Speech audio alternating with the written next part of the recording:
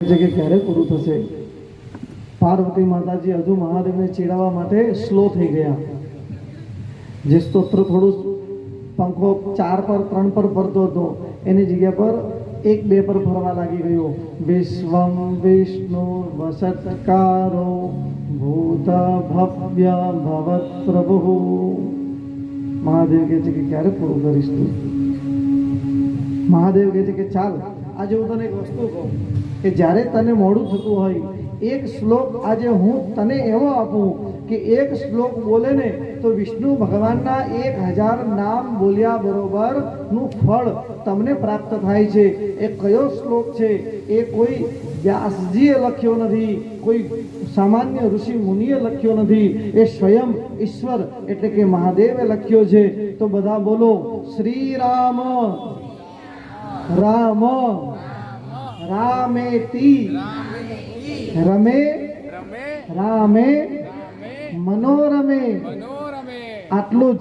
શ્રી રામ રામ રામેતિ રમે રામે મનોરમે.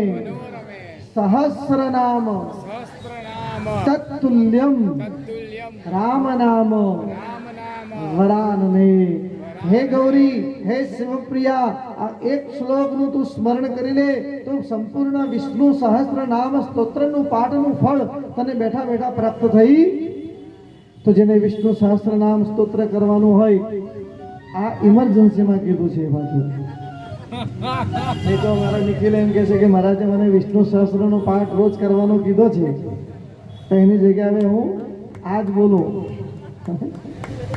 શોર્ટકટ જ લઉં. ટૂલ બાર પર બધું શોર્ટકટ મૂકીએ ને આપણે, ડાયરેક્ટ જાય કોણ? તો કે આ બધી ઇમરજન્સી એક્ઝિટ વિન્ડો છે કે તમે નિયમ લો કે આજથી કાલથી વિષ્ણુ સહસ્ર નામ સ્તોત્ર મોટો છે. શું कहते हैं कि लहरों से डरकर कभी नौका पार नहीं होती, लहरों से डरकर नौका पार नहीं होती और कोशिश करने वालों की कभी.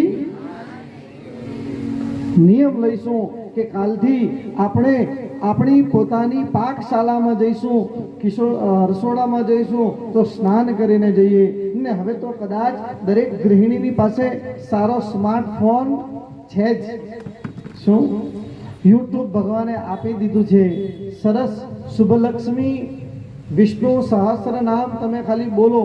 જાણે કોઈને લખતા પણ ના આવતું હોય તો મોબાઈલ વાળાએ સુવિધા પણ આપી દીધી છે. નાનું